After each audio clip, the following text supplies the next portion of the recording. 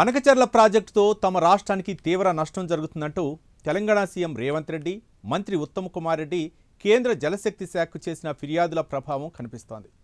పోలవరం బనకచెర్ల ప్రాజెక్టుకు ప్రస్తుత దశలో పర్యావరణ అనుమతులు ఇవ్వలేమని కేంద్ర పర్యావరణ నిపుణుల కమిటీ స్పష్టం చేసింది. ఈ ప్రాజెక్టుపై పలు సందేహాలు ఉన్నాయని వెల్లడించింది.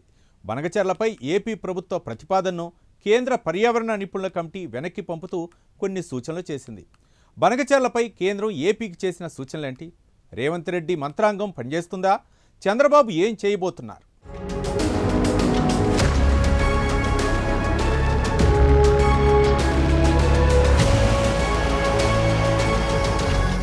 బనకచెర్ల ప్రాజెక్టు తెలంగాణ రాజకీయాల్లో మంటలు రేపింది. ఈ అంశంపై అటు కాంగ్రెస్ ఇటు బీఆర్ఎస్ పొలిటికల్ ఫైట్ చేసుకున్నాయి. ఎవరికి వాళ్లు ప్రత్యర్థి పార్టీని టార్గెట్ చేస్తూ కొత్త విషయాలను తెరపైకి తీసుకొచ్చారు. ఇక ఈ ప్రాజెక్టుపై బీఆర్ఎస్ ను టార్గెట్ చేయడంతో పాటు మరోసారి CM Revanth Reddy power point presentation ఇచ్చారు. ఒకవైపు ప్రాజెక్టును అడ్డుకునేందుకు కేంద్రం వద్ద ఫిర్యాదులు చేయడం, మరోవైపు ప్రతిపక్ష బీఆర్ఎస్ కు కౌంటర్ ఇవ్వడంతో పాటు రాష్ట్ర ప్రజలకు చిత్తశుద్ధిని నిరూపించుకుంటున్నారు రేవంత్ రెడ్డి.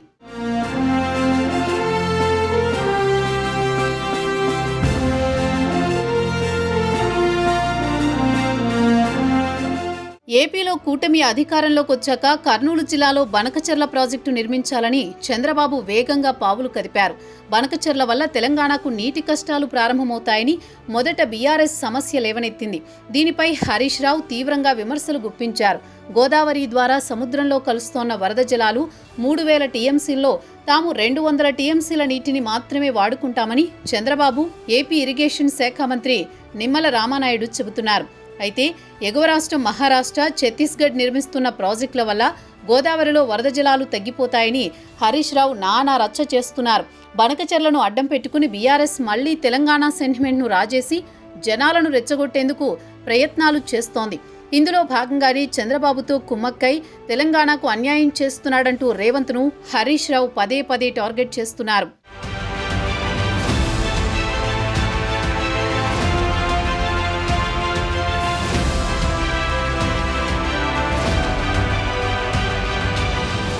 కాంగ్రెస్ ప్రభుత్వంతో పాటు రేవంత్ రెడ్డికి వ్యతిరేకంగా బనకచెర్లపై హరీష్ రావు రచ్చ చేస్తున్నారు. బనకచెర్ల ప్రాజెక్టు పూర్తయితే తెలంగాణకు ఎలాంటి నష్టం జరగదని రేవంత్ ప్రభుత్వం జనాలకు గట్టిగా చెప్పలేకపోయింది. కానీ కేంద్రం వద్ద బలంగా తమ వాదనను వినిపించింది. బనకచెర్ల విషయంలో ఏమాత్రం తగ్గినా రేవంత్ రెడ్డిని బదనాం చేసేందుకు తెలంగాణ విపక్షాలు సిద్ధంగా ఉన్నాయి. మరోవైపు చంద్రబాబు చెబుతున్నట్లు గోదావరిలో వరద జలాలు అన్నది భారీ వర్షాలు కురిసినప్పుడు మాత్రమే సాధ్యమవుతుంది. కురవాల్సిన వర్షాల కన్నా తక్కువ వర్షపాతం నమోదైనప్పుడు గోదావరి నదిలో అసలు నీరే ఉండదు. అప్పుడు వరద జలాలు ఎక్కడి నుండి వస్తాయి? బనకచెర్ల ప్రాజెక్టుకు చంద్రబాబు నీళ్లు ఎక్కడి నుండి తెస్తారు అనేది తెలంగాణ నుండి వినిపిస్తోన్న మరో ప్రశ్న. ఇక తెలంగాణ ఎగువ రాష్ట్రం ఛత్తీస్గఢ్ ప్రభుత్వం మరో 2 ప్రాజెక్టులను రెడీ చేసింది. 17 లక్షల ఎకరాల ఆయకట్టుకు నీరందించేందుకు 49,000 కోట్లతో బోధ్ ఘాట్, మహానది, ఇంద్రావతి లింకు ప్రాజెక్టుల నిర్మాణాన్ని ప్రారంభించింది. ఈ ప్రాజెక్టులు గత కాంగ్రెస్ ప్రభుత్వంలోనే మొదలైన బీజేపీ ప్రభుత్వం వచ్చిన తర్వాత అక్కడ పనులు ఊపందుకున్నాయి. ఈ 2 ప్రాజెక్టుల నిర్మాణం పూర్తయితే తెలంగాణ భూభాగంలోని గోదావరిలోకి నీరు రావడమే తగ్గిపోతుందని నిపుణులు ఆందోళన చెందుతున్నారు. అలాంటప్పుడు ఛత్తీస్గఢ్, తెలంగాణ రాష్ట్రాలను దాటుకొని బనకచెర్లలోకి నీరు చేరే అవకాశమే లేదన్నది కొందరు నిపుణుల వాదన.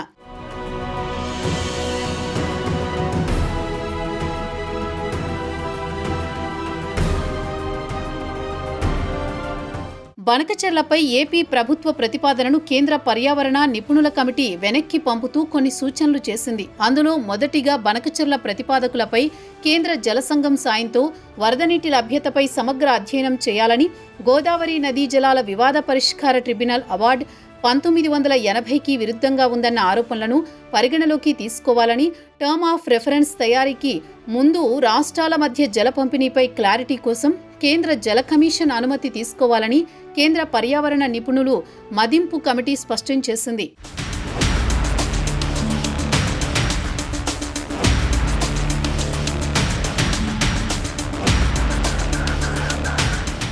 ఏపీ ప్రతిపాదించిన గోదావరి బనకచెర్ల ప్రాజెక్టు చట్ట వ్యతిరేకమని ఢిల్లీలోనూ పునరుద్ఘాటించారు ఉత్తమ్ కుమార్ రెడ్డి. ఈ ప్రాజెక్టుపై తెలంగాణ ప్రజలు, రైతుల ఆందోళనలను కేంద్ర జలశక్తి శాఖ మంత్రి సిఆర్ పాటిల్కు ఢిల్లీలో వివరించారు.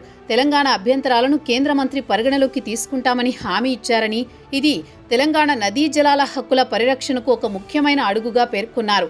బనకచెర్ల ప్రాజెక్టు గోదావరి నదీ జలాల వివాదాల ట్రిబ్యునల్ను ఆంధ్రప్రదేశ్ పునర్విభజన చట్టం 2014 నిబంధనలు ఉల్లంఘిస్తుందని తెలంగాణ ప్రభుత్వం బలంగా వాదిస్తోంది. బనకచెర్ల ప్రాజెక్టు గోదావరి జలాలను పోలవరం నుంచి రాయలసీమకు తరలించే లక్ష్యంతో ఉండగా ఇది తెలంగాణకు కేటాయించిన 968 టీఎంసీల నీటి వినియోగానికి ఆటంకం కలిగిస్తుందనేది తెలంగాణ వాదన. దీని ద్వారా గోదావరి దిగువ ప్రాంతాలైన భద్రాచలంలో వరదల ప్రమాదాన్ని పెంచుతుందని, ఫలితంగా భారీ నష్టం వాటిల్లే అవకాశం ఉందని తెలంగాణ ప్రభుత్వం ఆందోళన చెందుతోంది. ప్రాజెక్టులు చేపట్టే ముందు నదీ జలాల పంపకంపై స్పష్టమైన అవగాహన, ట్రైబ్యునల్ అవార్డుల ఆధారంగా అనుమతులు ఇవ్వాలని తెలంగాణ కోరుతోంది. కృష్ణా ట్రైబ్యునల్ తీర్పు త్వరగా వచ్చేలా చూడాలని ఉత్తమ్ కేంద్రాన్ని కోరిన కొద్ది రోజులకే బనకచెర్లపై ఏపీ ప్రభుత్వ ప్రతిపాదనను కేంద్ర పర్యావరణ నిపుణుల కమిటీ వెనక్కి పంపింది.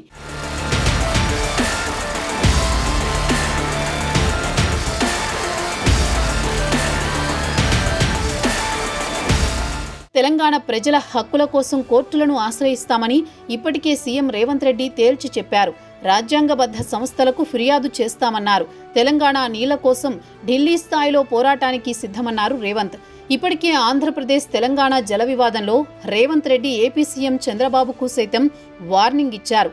కేంద్రంలో మీకు పలుకుబడి ఉండొచ్చు, మీరు ఏం చెబితే అది మోదీ వినొచ్చు, అంత మాత్రాన మీ ప్రాజెక్టులకు అనుమతులు వస్తాయనుకుంటే అది మీ భ్రమ. తెలంగాణ ప్రజల ప్రయోజనాలు కాపాడుకోవడానికి అవసరమైన ప్రణాళిక, వ్యూహరచన మాకు స్పష్టంగా ఉంది. రాజ్యాంగబద్ధమైన సంస్థలకు ఫిర్యాదులు చేస్తామని, రాజ్యాంగబద్ధమైన సంస్థలు మా హక్కులను కాపాడడానికి ముందుకు వస్తే సరి, లేదంటే న్యాయ పోరాటం చేస్తాం, అదీ కాదంటే ప్రజల దగ్గరికి పోతాం. అంతిమ నిర్ణేతలు ప్రజలే అన్నారు.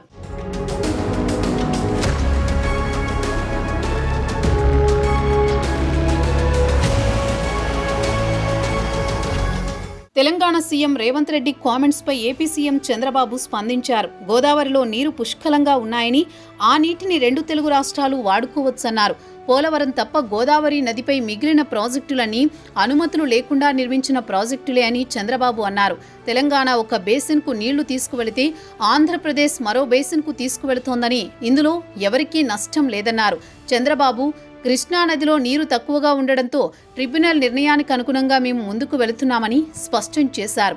తన గత పాలనను గుర్తు చేస్తూ కంబైన్డ్ ఏపీలో దేవాదుల, కల్వకుర్తి ప్రాజెక్టులు తానే నిర్మించానని, అలాగే ఎల్లంపల్లి, కాళేశ్వరం ప్రాజెక్టుల నిర్మాణానికి కూడా తాను ఎలాంటి అభ్యంతరం చెప్పలేదని చంద్రబాబు అన్నారు. అలాంటప్పుడు సముద్రంలో కలిసే నీటిని వాడుకోవడంపై అభ్యంతరాలు ఎందుకు అని ప్రశ్నించారు. తెలుగు రాష్ట్రాల మధ్య గల నీటి వివాదాలను కేవలం రాజకీయంగానే కాక ప్రజల జీవితాలతో ముడిపడి ఉన్న అభివృద్ధి కోణంలో చూడాలని చంద్రబాబు అన్నారు. రాజకీయాల కోసం ఇష్టారీతిన వ్యవహరించడం సరికాదని పరోక్షంగా రేవంత్ రెడ్డిని హెచ్చరించారు.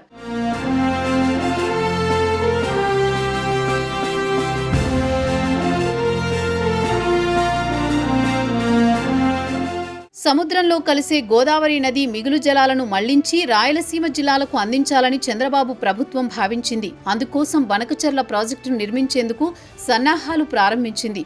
అయితే ఏపీ చేపట్టనున్న ఈ ప్రాజెక్టు నిర్మాణం వల్ల తమ రాష్ట్రానికి తీవ్ర అన్యాయం జరుగుతుందంటూ తెలంగాణలోని అధికార, ప్రతిపక్ష పార్టీలు ఆందోళన వ్యక్తం చేశాయి. ఆ క్రమంలో తెలంగాణ రాష్ట్ర ప్రభుత్వం అఖిలపక్ష సమావేశం ఏర్పాటు చేసి పలువురి అభిప్రాయాలను పరిగణలోకి తీసుకుంది. అనంతరం ఈ వ్యవహారంపై కేంద్ర జలశక్తి శాఖ మంత్రితో పాటు పలు శాఖల మంత్రులకు సీఎం రేవంత్ రెడ్డి సోదాహరణగా వివరించారు.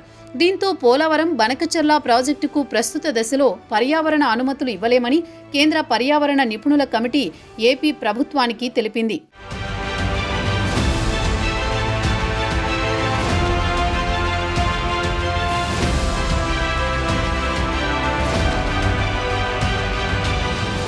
ప్రాజెక్టును ముందుకు తీసుకువెళ్లాలా వద్దా అనే విషయమై కేంద్ర జల సంఘమే తుది నిర్ణయం తీసుకోవాల్సి ఉంది.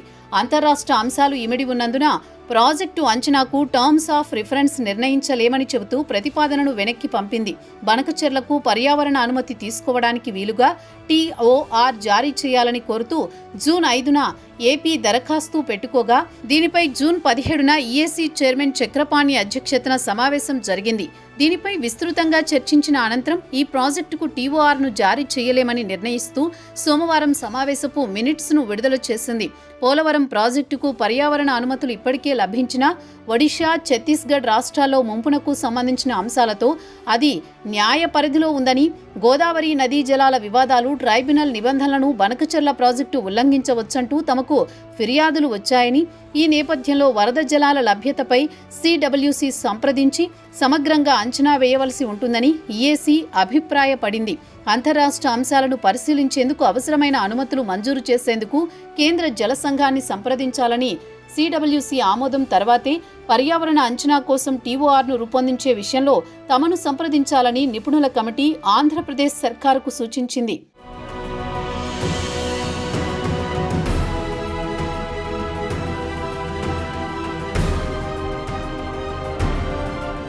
తెలంగాణకు చెందిన నీటి హక్కుల విషయంలో ఎట్టి పరిస్థితుల్లోనూ రాజీ పడమని ముఖ్యమంత్రి రేవంత్ రెడ్డి మరోసారి స్పష్టం చేశారు. ప్రజాభవన్లో తాజాగా గోదావరి, బనకచెర్ల ప్రాజెక్టుపై పవర్ పాయింట్ ప్రజెంటేషన్ ఇచ్చారు.